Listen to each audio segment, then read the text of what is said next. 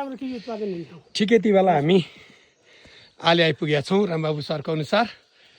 यहाँ हाम्रो कालिका गाउँपालिका शिक्षा समितिका सदस्य रामबाबु सर पनि हामीसँगै हुनुहुन्छ र उहाँले चाहिँ एकदमै यो किवी खेती एकदम उचाइमा भएको किवी खेती जो निकै एकदम हाई क्वालिटी किवी खेती हो भन्ने उहाँको आकलन छ।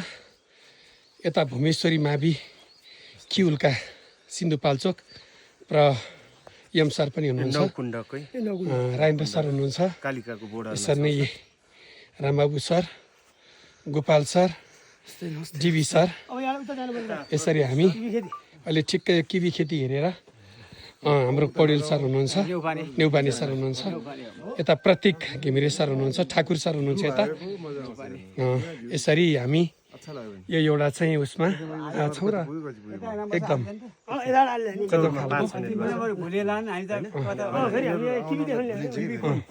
र यता किवी चाहिँ देखाउँदै हुनुहुन्छ रामबहादुर सरले,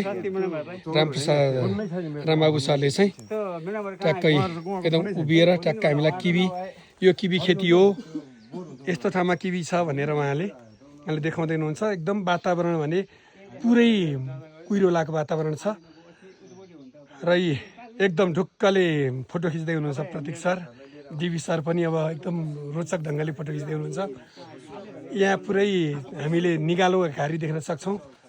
सायद यही भए हुनाले यहाँको यिनै निगालोको चोयाबाट घुम बनेको हुनसक्छ र यिनै निगालोका घुम चोयाहरू लगेर धैपुङ बनेको हुनसक्छ भन्ने हामीले अनुमान गऱ्यौँ। ल धन्यवाद।